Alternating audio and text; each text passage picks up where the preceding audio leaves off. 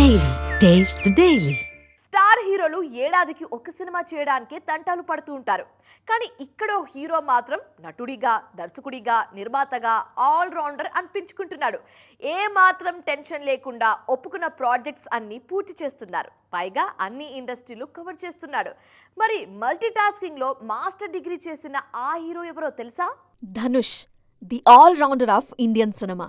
హీరోగా, దర్శకుడిగా, నిర్మాతగా ఇప్పుడు ఈయన ఫుల్ బిజీ. పవర్ పాండి సినిమాతో దర్శకుడిగా మారిన ధనుష్ రాయంతో గతేడాది బ్లాక్ బస్టర్ కొట్టారు. ఈ మధ్యే జాబిలమ్మ నీకు అంత కోపమా అంటూ క్యూట్ లవ్ స్టోరీతో వచ్చారు. తాజాగా ఇడ్లీ కడాయి సినిమాతో వచ్చారు. తమిళంలో దీనికి రెస్పాన్స్ బాగా ఉంది. దర్శకుడిగానే కాదు, నటుడిగానూ ధనుష్ ఫుల్ బిజీ. ఈ మధ్య తెలుగులో కుబేరాతో వచ్చిన ధనుష్ తమిళంలో స్వీయ దర్శకత్వంలో ఇడ్లీ కడాయితో వచ్చారు. అలానే అమరన్ ఫేమ్ రాజ్ కుమార్ పెరియాసామితో ఓ సినిమా, హిందీలో రాంజ్నా ఫేమ్ ఆనంద్ ఎల్ రాయ్తో తేరే ఇష్క్ మే సినిమా చేస్తున్నారు ధనుష్. కృతి సనన్ ఇందులో ధనుష్కి జోడీగా నటిస్తున్నారు.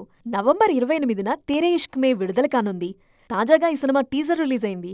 ఇది చూస్తుంటే మరోసారి బాలీవుడ్లో ధనుష్ పెద్ద హిట్ కొట్టేలా కనిపిస్తున్నారు.